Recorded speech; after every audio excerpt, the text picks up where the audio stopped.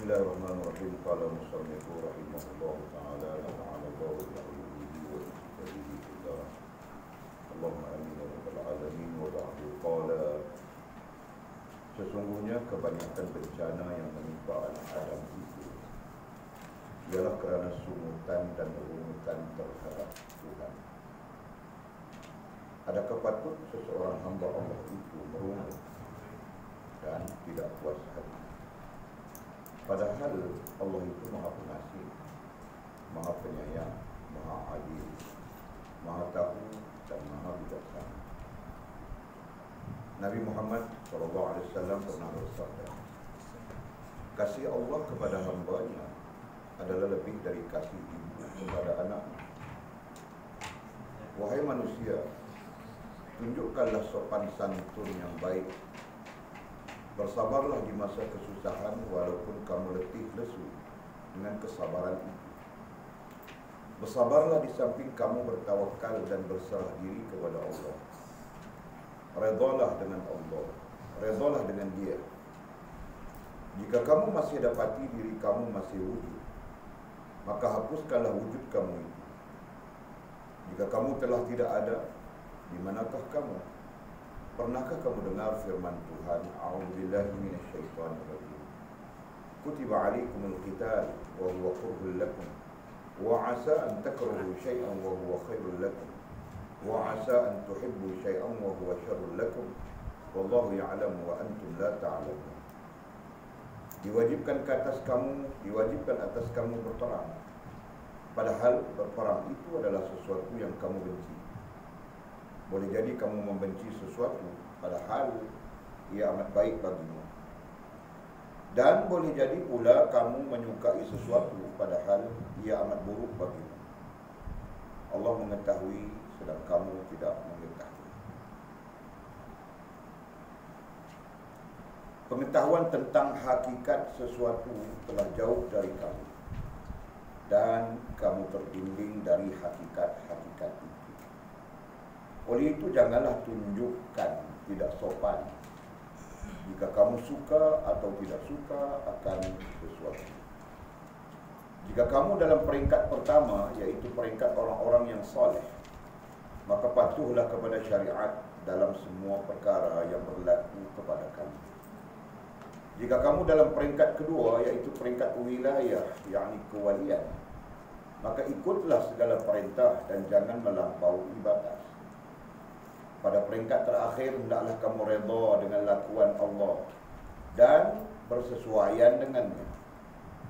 Dan lenyaplah masuk ke dalam kedudukan dan keadaan abdal, ghaus dan sedih. Janganlah coba hendak menentang takdir, dan hadapkan diri kamu dan kehendak kamu terus kepada Allah. Dan janganlah kamu merungut dan tidak berpuas hati. Okey, kita sambung lagi. Masih lagi di syarahan yang ke-17, 18. Dan sekali lagi kita ulang sebut. Kita sedang membincangkan tentang satu adab kerohanian yang nantinya akan membebaskan kita daripada syirik. Sempat tengok kitab, sempat duduk kitab.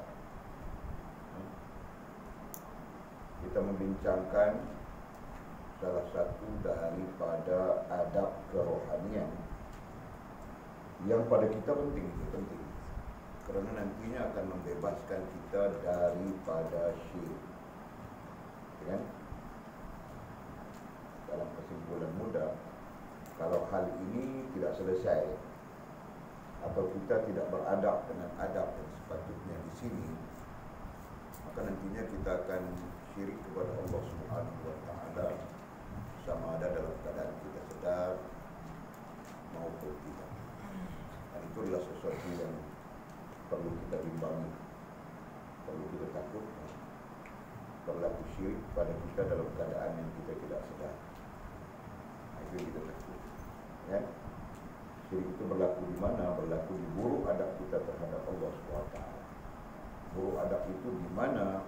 Buruk adab itu secara rohaninya adalah kita tidak meyakini Allah Subhanahu wa taala. Dan secara jasmaninya adalah kita berumut, kita mengadu hal kepada sesama makhluk tanpa merujuk kepada Allah Subhanahu wa taala. Ya kan? Jadi boleh gambarkan semua secara jasmani, secara rohani, dan buruk seperti apa, jadi semuanya perlu dipandang, perlu diperhatikan. Ya?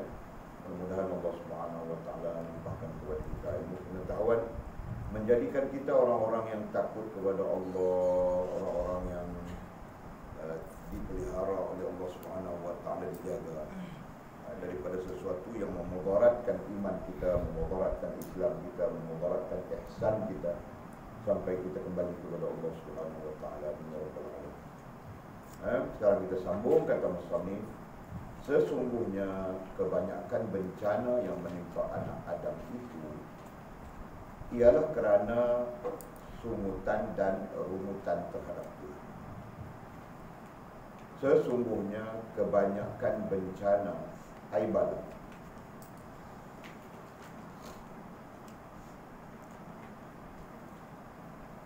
yang menimpa anak Adam, yang menimpa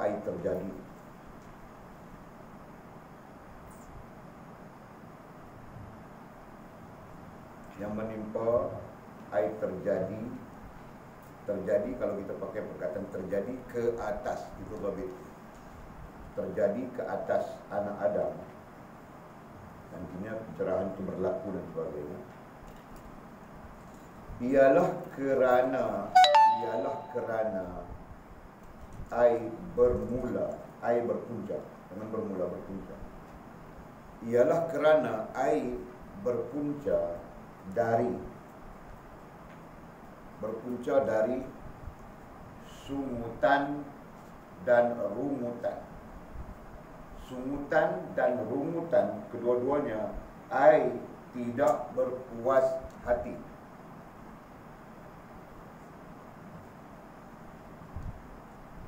Tidak berpuas hati. Jelaskan?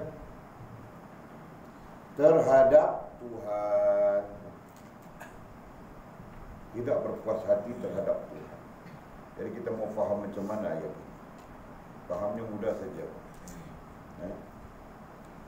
Rumutan, sungutan, kita bilang itu hari berpunca daripada tidak puas hati. Dan tidak puas hati itu akan memanifestasikan buruk adab kita terhadap Allah Subhanahu wa taala. Dan berarti kata mudah, buruk adab itu muncul dari rumutan dan ataupun buruk adab kita terlihat pada rumutan dan sungutan. Dan rumutan dan sungutan itu berpunca dari, seperti kita bilang tadi ya, berpunca dari ketidakyakinan terhadap Allah Subhanahu wa taala. Jadi keseluruhannya oleh sebut sudah strukturnya, bagaimana kedudukannya, aturannya, semua itu boleh disebut, jadi perhatikan saja. Jadi seolah-olah kenapa kita merungut-rungut, kenapa orang merungut-rungut? Kan? Karena tidak puas hati. Kenapa dia tidak puas hati? Karena sakitlah akal dan hati, atau karena tidak ada hubungan yang baik akal dan hatinya terhadap Allah Subhanahu wa Ta'ala. Boleh diterjemahkan begitu. Jadi patutkah untuk kita merungut, apa bilang tadi, rungutan yang merupakan manifestasi dari manifestasi dari tidak puas hati. Patutkah kita tidak puas hati kepada Allah Subhanahu wa Ta'ala? Nah, Syekh Abdul Qadir Jani mendatangkan dengan pertanyaan. Katanya, adakah patut